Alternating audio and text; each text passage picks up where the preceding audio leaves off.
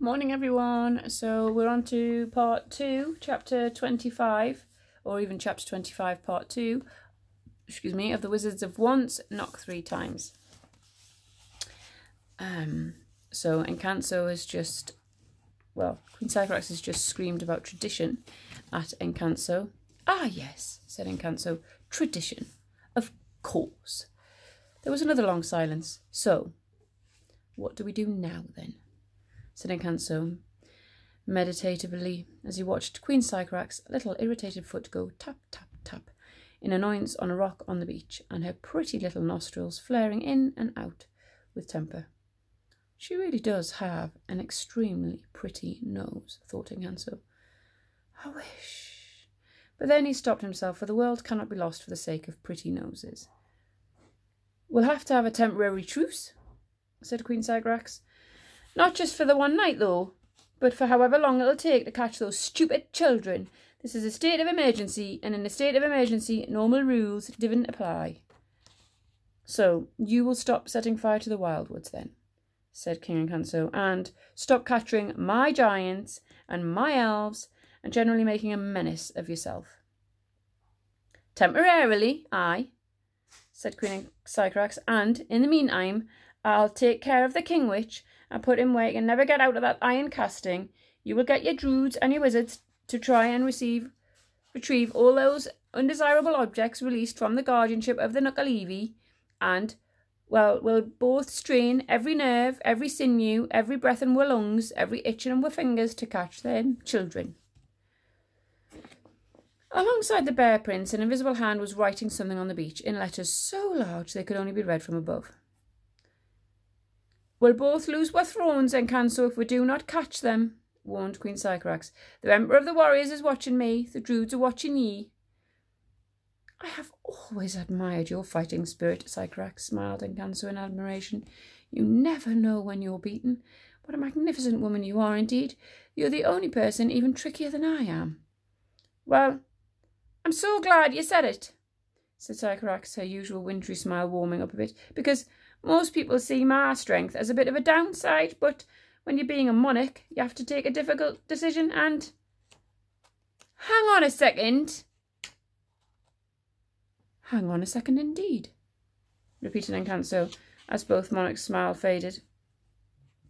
Are you thinking what I'm thinking? Is Perdita tricking the both of us? A truce, working together, side by side? Is that sensible, Sycorax? Do we trust ourselves? Working together from a distance, said Sycorax firmly. No turning into swifts or any such nonsense. I'm going to go right back behind me wall and make it even bigger, and if Perdita can trick us, why, I think we can out-trick Perdita. Sycorax reached into her pocket hanging from her waist. This is something I carry round with me always as a sort of promise to myself. She drew out a small glass phial from the pocket. It's the last drops of the spell of love denied, said Sycorax. You didn't drink it all? Said Encanso in surprise. Well, I couldn't quite bear it at the time. All right, admitted Sycorax. I wanted to save a smidgen of the love, a memory of it, so that it wasn't all entirely forgotten. Encanso's face, so stern, so sad, turned young and eager for a second. Like clouds lifting off a darkened hillside, it was as if, after all these years, the distant ghost of a young warrior princess had arrived at the hut of his younger self, the poor wizard who waits, and he lifted up his head, and there in the doorway, there she was. You did love me after all, cried Encanso. Aye, but that was me weakness, said Sycorax. If I drunk the whole spell, Wish would never have been born with this curse, and none of this would have happened. So now we have to drink the last drops of the spell together, so that we can be strong enough to make this right again. Encanso's sprite, a very ancient one that age had turned to twig, like in nature, it very rarely spoke, now felt an urgent need to express its opinion. I must urge your majesties not to drink the liquid. And the sprite was so exasperated that it slapped its little stick-like hand on its forehead in its incredulity at the idiocy of these humans. It had to be said, the mixture in the bottom of the phial Queen Sycorax was holding up looked very evil indeed, As soon as she uncorked the bottle, there was a small explosion, and queasy wisps of greasy green smoke curled up from the wicked liquid remains sloshing around in the bottom of it. It was even crackling a little, as if infested by a mini volcano, and little drops spat over the rim of the bottle, landing on the grass, which promptly turned black and died.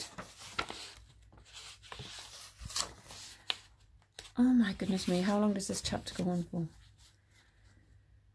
I'm actually going to leave it there because this chapter continues to go on. So we will pick up chapter 3 tomorrow. I'm very sorry. I do have a very sore throat today. I'll see you tomorrow.